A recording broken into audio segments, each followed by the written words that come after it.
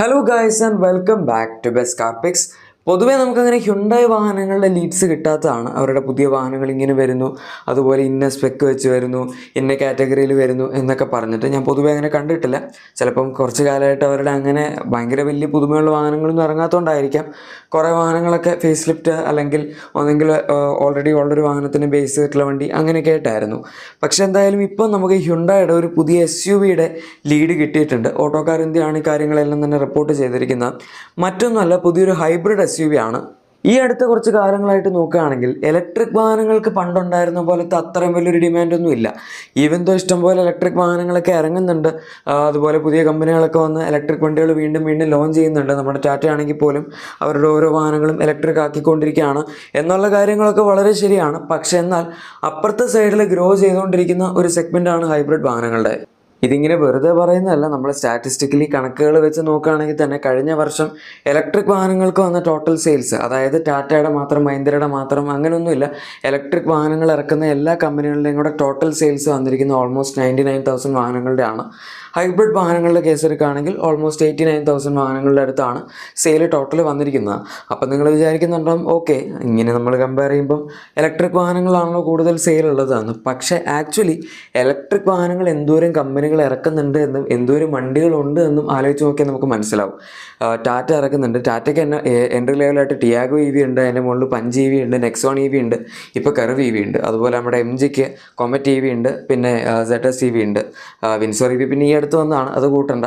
അങ്ങനെ BYDക്ക് കുറേ ഇലക്ട്രിക് വാഹനങ്ങളുണ്ട് എന്ന് പറയേണ്ട. നമുക്ക് ഇലക്ട്രിക് വാഹനങ്ങളുടെ ഒരു സ്പേസിൽ ഇഷ്ടംപോലെ വണ്ടികളുണ്ട്. ഹൈബ്രിഡ് എന്ന് പറയുമ്പോൾ ആകെപ്പാടെ ഈ ജാപ്പനീസ് മാനുഫാക്ചറേഴ്സ് മാത്രമാണ് ഇപ്പോൾ നമുക്ക് സ്ട്രോങ് ഹൈബ്രിഡ് സിസ്റ്റംസ് കൊടുക്കുന്നത്. ബാക്കി എല്ലാവരും ഇപ്പം മൈൽഡ് ഹൈബ്രിഡ് എന്നൊക്കെ പറഞ്ഞ് ഈ ഓട്ടോ സ്റ്റോപ്പ് സ്റ്റാർട്ട് സിസ്റ്റം വെച്ചിട്ടുള്ള പരിപാടി ചെയ്യുന്നുണ്ട്. ചെറിയൊരു ബാറ്ററി അകത്ത് വയ്ക്കും, വണ്ടി നിർത്തുന്ന സമയത്ത്, അതായത് നമ്മൾ ജസ്റ്റ് ഒരു റൈഡിലേക്ക് വരുമ്പം വണ്ടി ഓഫ് ആവും, എഞ്ചിൻ ഓഫ് ആവും, ആ ബാറ്ററിയിലേക്ക് പവർ പോയിട്ട് നമുക്ക് ബാക്കി സാധനങ്ങളൊക്കെ വർക്ക് ചെയ്യുക. ആ സംഭവം മിക്ക വണ്ടികളിലും ഉണ്ട്. പക്ഷേ അതൊരു പ്രോപ്പർ ഹൈബ്രിഡ് നമുക്ക് വിളിക്കാനേ പറ്റില്ല, കാരണം വളരെ ബേസിക് ആയിട്ടുള്ള ഒരു ടെക്നോളജി ആണത്. പക്ഷേ ഒരു പ്രോപ്പർ ആയിട്ടുള്ള നമ്മുടെ ഒരു മൈൽഡ് ഹൈബ്രിഡ് സിസ്റ്റം അല്ലാത്ത സ്ട്രോങ് ഹൈബ്രിഡ് സിസ്റ്റം കൊടുക്കുന്നതെന്ന് പറയുന്ന നമ്മുടെ ഗ്രാൻഡ് വിറ്റാര ഉണ്ട്, അതുപോലെ ഹൈറൈഡർ. രണ്ടും എസെൻഷ്യലി ഒരു വണ്ടി തന്നെയാണ്. അതായത് സുസുക്കിയുടെ വണ്ടി, ടൊയോട്ടയുടെ TNGA സീരീസിൽ വരുന്ന 1.5 ലിറ്റർ ഹൈബ്രിഡ് എഞ്ചിൻ, അതിൻ്റെ അകത്ത് തന്നെ വേറൊരു എഞ്ചിനുണ്ട്. പക്ഷെ നമ്മളിപ്പോൾ ജസ്റ്റ് ഹൈബ്രിഡിൻ്റെ കാര്യം മാത്രമേ കൺസിഡർ ചെയ്യുന്നത് മാത്രമേ ഉള്ളൂ. പിന്നെ വരുന്നത് ഹോണ്ട സിറ്റിയുടെ EHEV വേരിയൻസ് ആണ്. അതിനധികം സെയിലില്ല, കാരണം സിറ്റിക്ക് തന്നെ കമ്പാരിറ്റീവ്ലി സെയിൽ വളരെ കുറവാണ്. അതിൻ്റെ അകത്ത് ഹൈബ്രിഡ് ആൾക്കാർ വാങ്ങുന്നത് വളരെ കുറവാണ്, കാരണം അതിന് അത്യാവശ്യം എക്സ്പെൻസീവ് ആണ്. നമ്മുടെ ഗ്രാൻഡ് വിറ്റാര ഹൈറൈഡർ അതിനേക്കാളൊക്കെ എക്സ്പെൻസീവ് ആണ് സിറ്റി ഹൈബ്രിഡ് വരുന്നത്. എന്തായാലും ഇക്കാര്യങ്ങളൊക്കെ കൺസിഡർ ചെയ്ത് കഴിയുമ്പോൾ നിങ്ങൾക്ക് ഏകദേശം ഒരു ഐഡിയ കിട്ടും ഹൈബ്രിഡ് വാഹനങ്ങളുടെ ഡിമാൻഡ് ഇപ്പോൾ എന്തോരാണ് കൂടി വരുന്നത് എന്നുള്ളത്. കാരണം ഇലക്ട്രിക് വാഹനങ്ങളെന്ന് പറയുമ്പം നമ്മൾ ഇനീഷ്യലി കൊടുക്കുന്ന കോസ്റ്റ് വളരെ കൂടുതലാണ്. MG ഇപ്പം ബാറ്ററി ആസ് എ സർവീസ് എന്ന് പറഞ്ഞൊക്കെ പുതിയൊരു സ്കീമൊക്കെ കൊണ്ടുവന്നിട്ടുണ്ട്. പക്ഷേ എന്നാൽ പോലും അതിലും ഒരുപാട് കൺഫ്യൂഷൻസ് ഒക്കെ ഉണ്ട്. പിന്നെ ഹൈബ്രിഡ് വണ്ടി എടുക്കുകയാണെങ്കിൽ നമുക്ക് റേഞ്ച് ആങ്സൈറ്റി വരുന്നില്ല.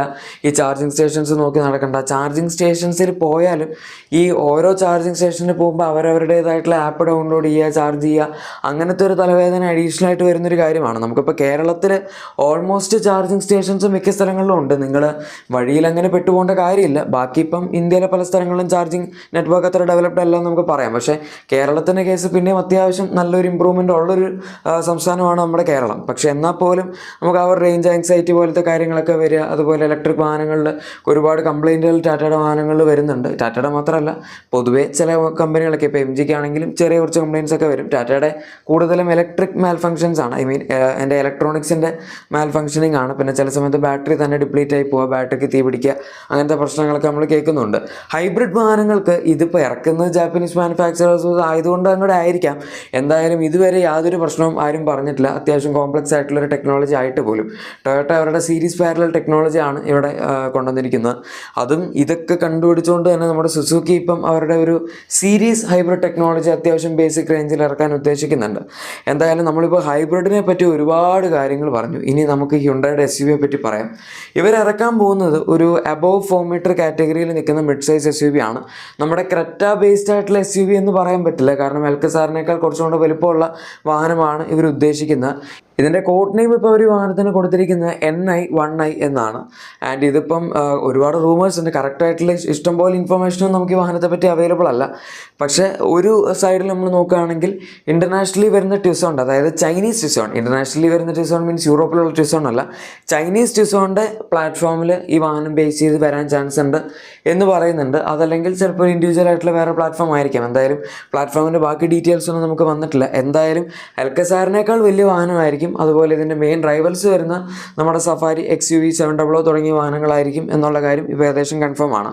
ഹൈക്രോസിൻ്റെ തൊട്ട് താഴത്തായിട്ടൊക്കെ ആയിരിക്കാം ഇത് നിൽക്കാൻ പോകുന്നത്. പിന്നെ ഹൈബ്രിഡ് പവർ ട്രെയിൻ എന്ന് പറയുമ്പോഴും ഹൈക്രോസിൽ വരുന്ന പോലെ 2 ലിറ്റർ ഹൈബ്രിഡ് അല്ല ഇതിൻ്റെ അകത്ത് എക്സ്പെക്ട് ചെയ്യുന്നത്.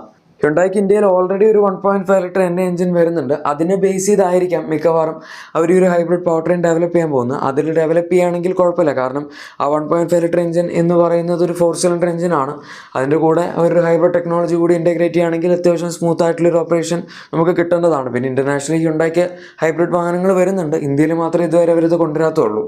ഈ വണ്ടി ആയിരിക്കും കുറച്ച് മാസങ്ങൾ മുന്നേ നമ്മുടെ ഹ്യുണ്ടായി ജനറൽ മോട്ടോഴ്സിൻ്റെ പ്ലാന്റ് അക്വയർ ചെയ്തായിരുന്നല്ലോ, ആ പ്ലാന്റിൽ വരാൻ പോകുന്ന ആദ്യത്തെ അസംബ്ലി ലൈനിലെ വാഹനം ഇതായിരിക്കും. സോ അങ്ങനൊരു പുതിയ SUVയുടെ ഒരു സംഭവം ടാഗ് ലൈനും ഈ വാഹനത്തിന് കിട്ടുന്നുണ്ട്. പിന്നെ ഇതിൻ്റെ ലോഞ്ച് എന്ന് പറയുമ്പം ഒരുപാട് അടുത്തായിട്ടൊന്നും ഇതിൻ്റെ ലോഞ്ച് എക്സ്പെക്ട് ചെയ്യരുത്. 24 to 30 months എന്ന് വെച്ചാൽ ഏകദേശം 2-2.5 വർഷത്തിനുള്ളിലായിരിക്കാം ഈ വാഹനം പ്രൊഡക്ഷൻ സ്റ്റേജിലേക്ക് എത്താൻ പോകുന്നത് എന്നാണ് ഇപ്പോഴത്തെ റിപ്പോർട്ട്സ് സജസ്റ്റ് ചെയ്യുന്നത്. എന്ന് വെച്ചാൽ ഇഷ്ടംപോലെ സമയമുണ്ട്. അതിനുള്ളിൽ മാരുതിയുടെ പുതിയ വണ്ടിയും വരും. മാരുതി മീൻസ് അവരുടെ ഒരു ഗ്രാൻഡ് വിറ്റാര ബേസ്ഡ് ആയിട്ടുള്ള ഹൈബ്രിഡ് വാഹനം വരുന്നുണ്ട്. അതിൻ്റെ ഒരു എക്സ്റ്റൻഡഡ് വേർഷൻ എന്ന് വെച്ചാൽ 7 സീറ്റർ ഗ്രാൻഡ് വിറ്റാര എന്ന് വേണമെങ്കിൽ പറയാം. Y17 എന്നാണ് വാഹനത്തിൻ്റെ കോഡ് നെയിം ഒക്കെ വന്നിരിക്കുന്നത്. ഗ്രാൻഡ് വിറ്റാരിൽ നമുക്ക് ഹൈബ്രിഡ് പവർ ട്രെയിൻ അവൈലബിൾ ആയതുകൊണ്ട് ഉറപ്പായിട്ടും ആ വാഹനത്തിലും ഹൈബ്രിഡ് പവർ ട്രെയിൻ അവൈലബിൾ ആയിരിക്കും. അങ്ങനെയാണെങ്കിൽ ഈ വരാൻ പോകുന്ന വണ്ടി നമുക്ക് ഏകദേശം അതിൻ്റെ ഒരു റൈവലായിട്ടുള്ള വാഹനമായിട്ട് വേണമെങ്കിൽ പറയാം. കാരണം ഹൈക്രോസിൻ്റെ അത്രയും പ്രൈസിലേക്ക് എന്തായാലും പോകില്ല. അത്രയും റേഞ്ചിൽ പോയി കഴിഞ്ഞാൽ ഉറപ്പായിട്ടും പൊട്ടും എന്നുള്ള കാര്യത്തിൽ സംശയമില്ല. കാരണം ഹ്യുണ്ടായുടെ തന്നെ ടിസോൺ അവിടെ ഇരിപ്പുണ്ട്. ടിസോണിനേക്കാൾ അതിനേക്കാൾ കുറച്ചുകൂടെ താഴത്തെ സെഗ്മെൻറ്റിലായിരിക്കും വരുന്നത്. പക്ഷേ ഇൻട്രസ്റ്റിംഗ് ഫാക്ട് എന്താണെന്ന് വെച്ചാൽ ഇത് 7 സീറ്റർ ആയതുകൊണ്ടും ടിസോൺ ഇവിടെ നമുക്ക് കിട്ടുന്നത് ലോങ് വീൽ ബേസ് ആണെങ്കിലും 5 സീറ്റർ ആയതുകൊണ്ട് ഈ വണ്ടിയുടെ ലെങ്ത് ടിസോണിലും ഒരു ഇത്തിരിയും കൂടെ കൂടുതൽ വരാൻ ചാൻസ് ഉണ്ട് എന്ന് പറയുന്നുണ്ട്. പക്ഷേ സംഭവം ഈ വണ്ടി ഇവിടെ ലോക്കലി മാനുഫാക്ചർ ചെയ്യുന്നത് തന്നെയായിരിക്കും. അതായത് ക്രെറ്റയൊക്കെ പോലെ തന്നെ മാക്സിമം മാനുഫാക്ചറിങ് ഇവിടെയാണ്. അല്ലാതെ ടിസോൺ പോലെ അവർ കംപ്ലീറ്റ്ലി നോക്ക് ഡൗൺ ആയിട്ട് CKD പോലെ കൊണ്ടുവരുന്നൊന്നും ആയിരിക്കില്ല. അതുകൊണ്ട് പ്രൈസ് എന്തായാലും ടിസോണിൻ്റെ റേഞ്ചിലേക്ക് പോകില്ല. അവർക്ക് അത്യാവശ്യം വോളിയം സെയിൽസ് തന്നെയാണ് ഉദ്ദേശിക്കുന്നത്. ആദ്യത്തെ ഹൈബ്രിഡ് വാഹനം എന്നൊക്കെ പറയുമ്പം എന്തായാലും അതിനൊരു ഡിമാൻഡ് ഉണ്ടാവണമല്ലോ. അപ്പോൾ പിന്നെ അത് ഇമ്പോർട്ട് ചെയ്ത് കൊണ്ടുവന്നിട്ട് വലിയ കാര്യമൊന്നുമില്ല. ഇമ്പോർട്ട് ഓർ ഈവൻ CKD ആയിട്ട് കൊണ്ടുവന്നാലും നമുക്ക് വലിയ കാര്യമുണ്ട് എന്ന് പറയാൻ പറ്റില്ല. അതുകൊണ്ട് തന്നെ അവർ ലോക്കലി മാനുഫാക്ചറിങ് ആണ് ഉദ്ദേശിക്കുന്നത്. ഈ വണ്ടി വരാൻ പോകുന്ന ആ ഒരു സെയിം പ്ലാന്റിൽ തന്നെ ആയിരിക്കും ഇനിയിപ്പോൾ നമ്മുടെ പുതിയ ജനറേഷൻ വെന്യൂ ഒക്കെ വരാൻ പോകുന്നത്. അതിലും ചിലപ്പോൾ ഒരു ഹൈബ്രിഡ് കൊടുക്കുമായിരിക്കും ഇനി. കാരണം ഇനിയിപ്പോൾ മൊത്തത്തിലുള്ളൊരു ഹൈബ്രിഡ് യുഗമാണ് നമ്മൾ കാണാൻ പോകുന്നത്. ഇലക്ട്രിക് ചിലപ്പോൾ പതുക്കെ ഒന്ന് അതിൻ്റെ ഒരു പേസ് കുറയാൻ ചാൻസ് ഉണ്ട്. ഇപ്പോൾ പല കമ്പനിയാണ് നമ്മുടെ BYD PHEVs ഒക്കെ അനൗൺസ് ചെയ്തിട്ടുണ്ട്. അതായത് plug in hybrid. MG announce ചെയ്തിട്ടുണ്ട്. MG സെലക്ട് എന്ന് പറഞ്ഞൊരു പ്രോഗ്രാമിൻ്റെ PHEVs, EVs, ഹൈബ്രിഡ് അങ്ങനത്തെ വണ്ടികളൊക്കെ കൊണ്ടുവരും. ഇപ്പോൾ തന്നെ ഹ്യുണ്ടായും പറഞ്ഞു. അപ്പോൾ അങ്ങനെ മൊത്തത്തിൽ ഹൈബ്രിഡിൽ നല്ല രീതിയിലൊരു പുഷ് ഇപ്പോൾ വന്നിട്ടുണ്ട്. ഗൈസ്, അപ്പോൾ ഇതാണ് നമ്മുടെ ഹ്യുണ്ടായുടെ പുതിയ SUVയുടെ വീഡിയോ. എനിക്കറിയാം ഹ്യുണ്ടായുടെ SUV ഒക്കെ കൂടുതൽ നമ്മൾ ഹൈബ്രിഡിനെ പറ്റിയാണ് സംസാരിച്ചത്. എനിവേ വീഡിയോ ഇഷ്ടപ്പെട്ടെങ്കിൽ ലൈക്കും സബ്സ്ക്രൈബും ഷെയർ ഒക്കെ ചെയ്യുക. Thank you for watching.